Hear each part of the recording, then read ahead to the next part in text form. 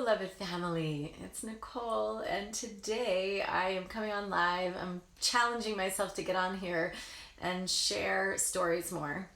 Today, I wanted to share a story around safety and resourcing safety and not feeling safe in the world. And I'm sure that there are some people here who can relate to that, not feeling safe in the world, especially with all the stuff that's going on in the world.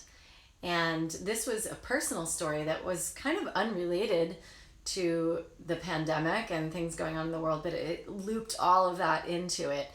And I wanted to share it. So I just shared this in my Priestess Within Sisterhood group, my Facebook group, and I thought it was relevant to really any group. So essentially what had happened over the last 2 weeks was that I got my wallet stolen and I had a hard drive melt. I lost a lot of my business material on there over the last several years. I had a very surprising news come through 3 different intimate relationships in my life, and one including a breakup.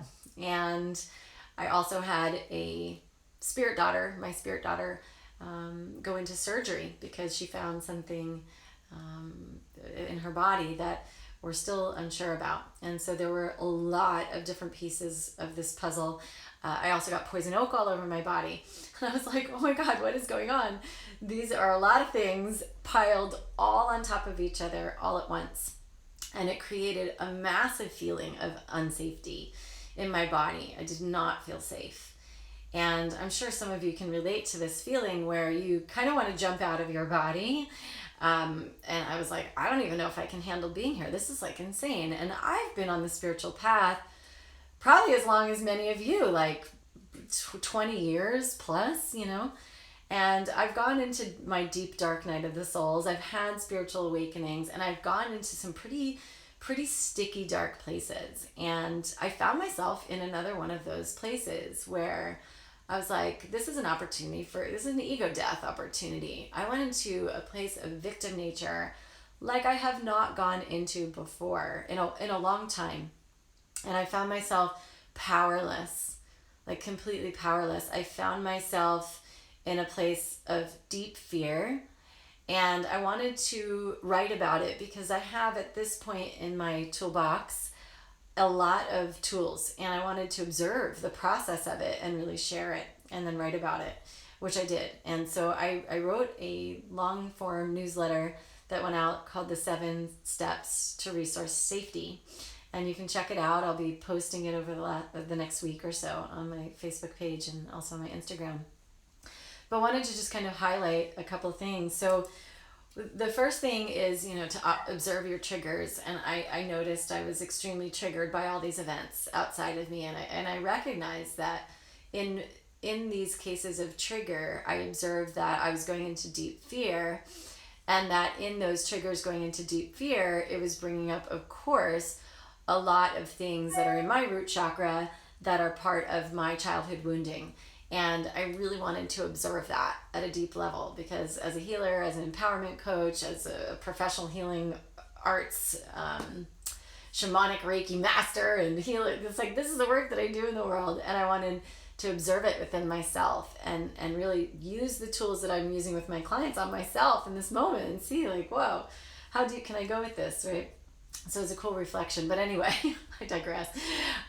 It was root chakra. And I observed the deep narratives that were in my system, the narratives that would say things like, I'm alone, I'm abandoned, I'm unloved, I'm not enough, I'm not safe, And I observed those triggers and what went into my body. Hi, Maha or Mahifatsa, but I can't say it all. How do you say your name, my dear? Do we go by Mahi? Hi, thank you. Thanks for tuning in. And if anybody relates to this information, not feeling safe, and you have something to say, please feel free to comment. I'm new to this live. I do Facebook lives, but not so much Instagram lives. I'd love you to join the conversation about feeling safe and not feeling safe and like this journey that I took. So I observed the triggers. I was triggered, and then I observed the feelings, and then I observed those thoughts, those mental narratives that run so deep. And as a coach, I really work with women on these narratives. They're quite common: to feel unsafe, to feel unloved, to feel unheard, to feel abandoned, to not feel good enough. We have these feelings in our root. And I wrote them all down. I wrote them all down so I could share them. And I have this process with my clients of journaling these stories. What's the root cause, the root condition of these stories? So as I was really going deep, and I've done this work before, but going to deeper and deeper and deeper layers, I knew it had to do with the masculine and past lives, even this life, but the patriarchy and just the father wound that many women, including myself, carry, feeling abandoned and not good enough. And so I went into that, and so much emotion came through me. It was like planetary, the pandemic, the patriarchy, cosmic. I was just like, what? And I love that because I love embodiment work. So I could really go deeply into it and use my tools. So I was using breath work, screaming, crying, banging pillows, going bananas in my body, using my sage, using my oils, using my breath work, putting Reiki all over my body. And then I did this amazing cord cutting with my father. So I did that. And then I felt like, wow, I just released a lot. I did that over 24 hours. Cried my eyes out. My eyes were like saucers, so swollen. And then I still felt residual stuff that needed to come out. So I enlisted support because I couldn't seem to get that to click. And someone had said to me, which I thought was really beautiful, instead of trying to eradicate it, banish it, and do all the things, could you just sit and accept that it's there, accept that it's a part of you, accept who you are, accept that this might be there forever, And I was like, oh, yeah, there's my type A kind of like, I gotta be a leader, I gotta be fierce, I gotta take out my sword, I gotta do Kali, I gotta do all these things. Wanted to like get rid of it. And this is where the feminine got to drop in. Could I just accept it? Could I sit with it? Could I accept that that is a piece of me? That the victim nature and the trauma that I've endured in my life is there. And that's okay, And it was like giving myself my own medicine, because this is what I teach to my clients. So I was like, thank you for my medicine and giving me my medicine. That was wonderful. And I got to accept myself in that moment. And it was really beautiful. Oh, and I forgot to mention that I also did some mindset shifting with a lot of meditation and prayer after I did all that embodiment stuff. So I was shifting in towards acceptance as well, with all the prayer work that I was doing, and enlisting my guides and enlisting my angels and accessing, Mother Mary energy and the Sophia Code information. I'm in the Sophia Code leadership facilitation training, and it's like so deep, this work. And I'm sure this is part of the activation, right, and the leveling up. But so I did all that, and then I did come to that place of acceptance, and it was so beautiful. It was like presencing myself, and in that presencing, really honoring the path that I've chosen. That's been really challenging. I'm in my second Saturn return according to Vedic astrology.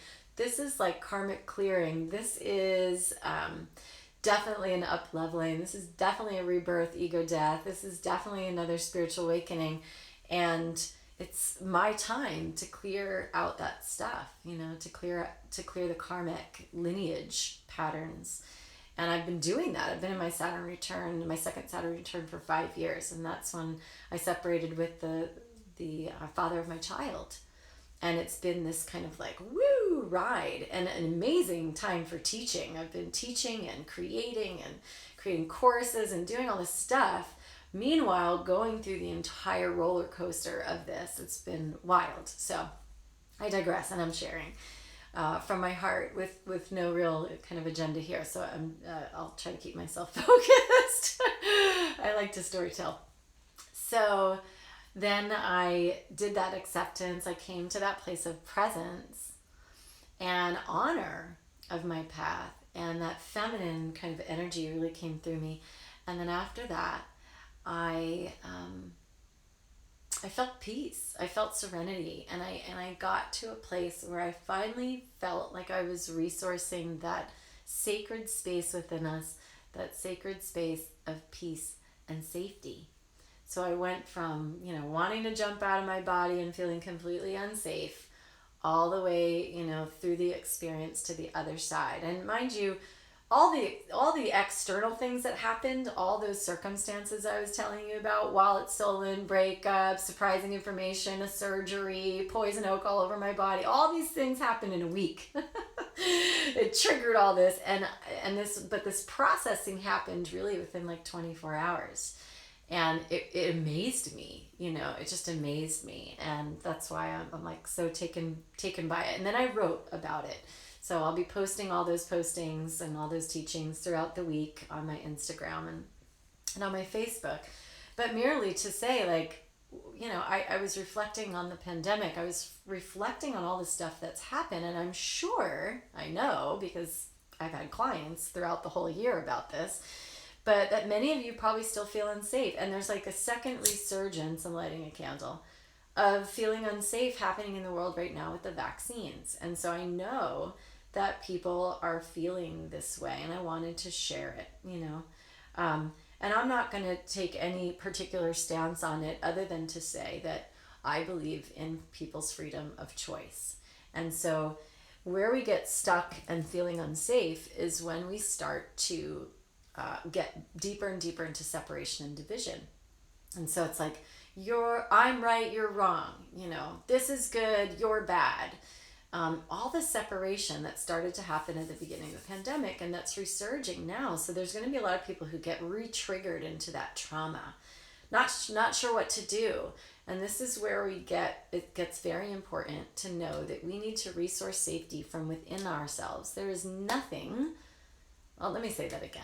We need to resource safety within ourselves. That's where safety exists. There is nothing outside of you that can provide you safety per se, because it's always changing. Life is constantly changing. However, and I say this, like let's say in relationships, someone can support our safety by having healthy communication, and you can support your own safety by having healthy, creative, loving boundaries. So those things support safety, but true safety lies within you. And one of my greatest teachers, Kaya Ra, the author of the Sophia Code, she says that what's really true is that we try to find safety by controlling the world. We try to find safety by controlling everything. But the fact is that's actually what gives us the feeling of feeling unsafe. It's kind of a catch-22. If we actually really surrender to the divine order of the unlimited potential that's inside of us, really surrender to that, that's the safety. And that kind of blows my mind, because it's not the way that my mind typically, as a trauma survivor, has worked. My mind usually says, control things, that'll keep you safe. Control things, that'll feel safe. But this whole year, plus, in all my relationships and everything that I've been doing, it's actually been quite the opposite. I've been really learning that I need to constantly go in and resource my own safety, and just keep going back to all of my practices of yoga, meditation, breath work, oils, you name it, Reiki, etc. All the things that I have, cord cutting, shamanic practices, blah, blah, blah. They're all embodiment practices that bring us back to our center, back to safety, that safe place within ourselves. So that was a lot to say. I'm just going to start getting on here on lives and start my teachings and practicing being in community, asking for support when I need it as a leader and a coach, to create community. I'm always going through the processes that I teach, and I want people to see that. Certainly teachers are not perfect. In fact, we're teachers because we're very imperfect, and we love learning and then sharing it so that we can learn it and integrate it even deeper. So hopefully this all makes sense. Again, if you have any comments, or you want to expand on any of these things, I would love that. if you want to come on here and ask any questions. I would always love that. So yeah, so that's the journey that I'm exploring right now, that I'm deepening into, that I'm unfolding with, and I'm loving that. And I'm grateful to be able to share it. So thank you so much for listening, those of you who did. And I will talk to you very soon. Okay, namaste. Have a great day. I have to figure out how to turn this off. Oh my Lord. How do we turn this off? I love sharing, and then I'm like, how do you turn off the video? All right, I'm going to end the video. Thank you so much. Take care.